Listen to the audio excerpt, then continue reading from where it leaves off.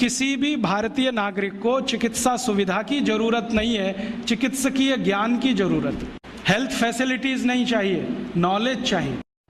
उसमें से पहला सूत्र मैं बात शुरू करता हूं। मैंने पिछले कुछ वर्षों में काम करते करते ये सूत्रों को किताब में भी लिख डाला है। मैंने किताब बना दी है, भागवत संहिता जो है, मैंने भागवत जी की अष्टांग हृदयम और अष्टांग संग्रम, इनके सूत्रों को कलेक्ट करके सेलेक्ट करके 3 भाग में एक पुस्तक बनाई है। पार्ट 1, पार्ट 2, पार्ट 3, अष्टांग हृदयम, भाग 1, भाग 2, भाग 3। मूल लेखक भागवत जी हैं। मैंने सिर्फ सिलेक्शन किया और सिलेक्शन के साथ आज के हिसाब से उसको थोड़ा विश्लेषित किया है। जैसे मैं एक उदाहरण दूं तो आपको मेरी बात समझ में आए।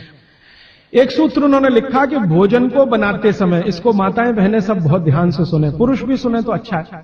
भोजन को बनाते समय पवन का स्पर्श और सूर्य का प्रकाश अगर नहीं मिला, किसको? भोजन को, वो भोजन कभी नहीं करना। क्यों? ये भोजन नहीं, विष है। कहना क्या चाहते हैं? और आज के हिसाब से विश्लेषण करें, सन 2007 के हिसाब से विश्लेषण करें। अब तक मैंने जो बोला वो भागवत जी का हिस्सा था, अब जो वो बोल रहा हूं वो मेरा हिस्सा है। भागवत जी कह रहे हैं कि प्रेशर कुकर का भोजन ना करें, क्योंकि प्रेशर कुकर एक ऐसी तकनीक है जिसमें भोजन बनाते समय ना तो सूर्य का प्रकाश जा सकता है, ना पवन का स्पर्श उसको मिलेगा। फिर मैंने वैज्ञानिकों से बात की कि ये प्रेशर कुकर का भोजन विष है, ऐसा भागवत जी कहते हैं, आपका क्या कहना है? तो हमारे देश में CDRI नाम की एक बड़ी लेबोरेटरी है, सेंट्रल ड्रग रिसर्च इंस्टीट्यूट। वहां के 2 साइंटिस्टों ने कहा कि यार काम तो हमने करके देखा है, बात सही है भागवत जी। मैं कहता हूं ये टीवी पे बोलो, तो उन्होंने कहा ये प्रेशर कुकर कंपनियां गर्दन काट देंगी हमें, तुम चाहो तो बोलो। मैंने कहा आपकी रिसर्च क्या कहती है? वो ये कहते हैं कि ये जो प्रेशर कुकर है ज्यादा से ज्यादा या 99% एल्यूमिनियम के बने हुए हैं, और वो ये कहते हैं कि भोजन रखने और बनाने का सबसे खराब मेटल अगर कोई है तो एल्यूमिनियम ही है। 18 साल का रिसर्च ये कहता है कि अगर इस एल्यूमिनियम के प्रेशर कुकर का खाना बार बार आप खाते जाओ तो गारंटी है कि आपको diabetes, asthma, TB, arthritis, bronchitis भी होने की पूरी संभावना है, और सबसे ज्यादा टीबी होने की संभावना है। तो उन्होंने कहा 48 बीमारियों को हम डिटेक्ट कर चुके हैं जो प्रेशर कुकर के खाने से ही होती। और उन्होंने कहा सबका जीवन कम होता है और जीवन की शक्ति कम होती है, प्रतिकारक शक्ति कम होती है और रोग बहुत जल्दी उनको आते हैं। मैंने ये तय किया कि पता करो कि ये एल्यूमिनियम कब से आया, तो पता चला 100-125 साल पहले आया। कि अंग्रेजों की सरकार का जो पहला नोटिफिकेशन आया एल्यूमिनियम के बर्तन बनाने का, वो जेल के कैदियों के लिए ही आया, और उनका यह तय हुआ था कि जेल के कैदियों को एल्यूमिनियम के बर्तनों में ही भोजन दिया जाए, क्योंकि ये सब भारत के क्रांतिकारी हैं और अंग्रेजों को इन्हें मारना है। उस जमाने में आप जानते हैं जेल में कोई भी होता था तो वो क्रांतिकारी होता था। भगत सिंह हो या उधम सिंह, चंद्रशेखर हो या अशफाक उल्ला, राजेंद्र नाथ लाहिड़ी हो या ठाकुर रोशन सिंह, ये सब तो क्रांतिकारी थे जो जेलों में जाया करते थे अंग्रेजों के जमाने। इनको जानबूझकर एल्यूमिनियम के बर्तन में ही खाना देना है ताकि ये जल्दी मरे या मरने की स्थिति में आ जाए। तो समझबूझकर अंग्रेजों की सरकार ने एल्यूमिनियम के बर्तन इस देश में इंट्रोड्यूस किए। अब परिणाम क्या हुआ? अंग्रेज तो चले गए, लेकिन जेलों में आज भी ये नियम चल रहा है कि भोजन एल्यूमिनियम के बर्तनों में ही दिया जाएगा। और अब मुश्किल ये हो गई है कि वो जेलों से हमारे घर में आ गया, और हमारे घरों से ज्यादा गरीबों के घर में आ गया।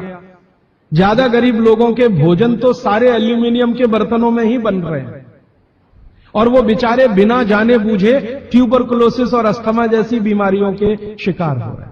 मैंने उदाहरण के लिए आपको समझा दिया कि प्रेशर कुकर का भोजन नहीं करना, क्योंकि ये जहर है।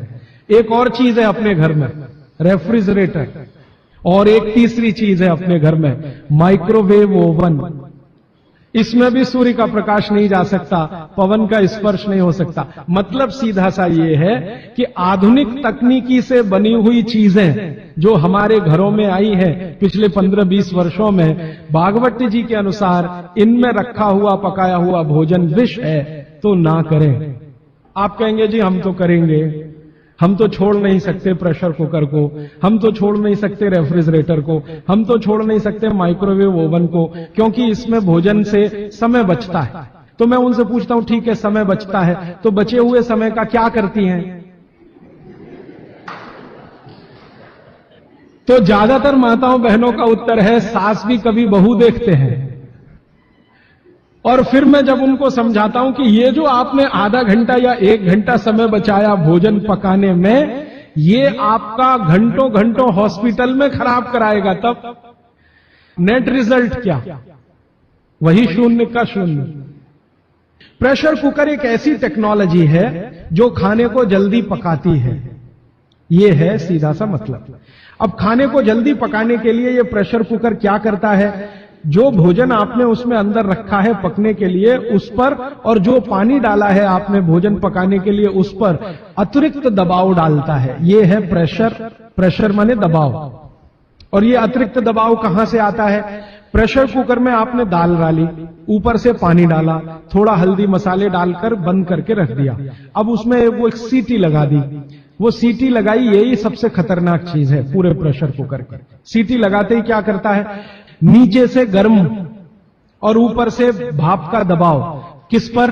दाल पर, चावल पर, सब्जी पर। ये दबाव डाल के होता क्या है, एक दाल को तोड़कर 2 टुकड़े, जिसको द्विदल कहते हैं, जैन समाज के लोग तुरंत समझ में आ जाएंगे, द्विदल।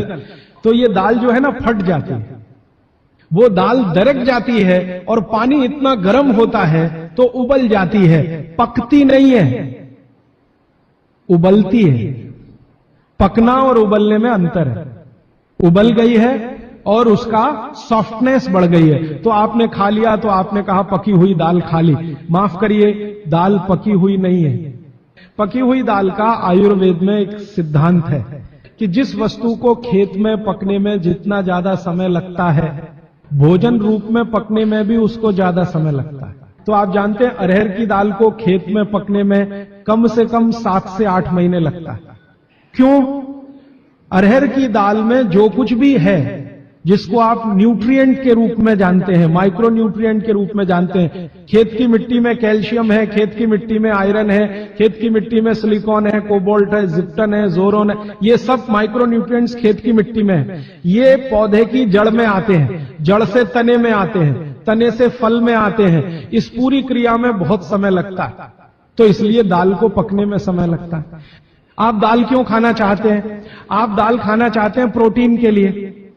प्रोटीन कहां से आएगा? ये जो माइक्रो न्यूट्रिएंट्स का कलेक्शन दाल में इकट्ठा है, इनके टूट जाने पर, बिखर जाने पर, तो वो बिखरने और टूटने में उसको देरी लगने वाली है, क्योंकि आने में देरी लगी है। और प्रकृति का दूसरा नियम है कि जिन चीजों को पकने में, बड़ा होने में ज्यादा समय लगा है, उनको डिसॉल्व होने में भी ज्यादा समय लगेगा। और दाल जब डिसॉल्व होगी तब उसके प्रोटीन्स आपको मिलेंगे भोजन में।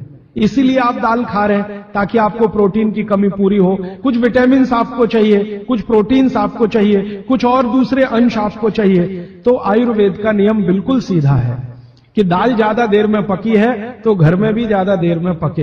अब मेरे समझ में आया कि हमारे पुराने लोग जो बुजुर्ग थे वो कितने बड़े वैज्ञानिक थे। दोस्तों वीडियो अच्छी लगी हो तो लाइक और सब्सक्राइब जरूर करके जाएं।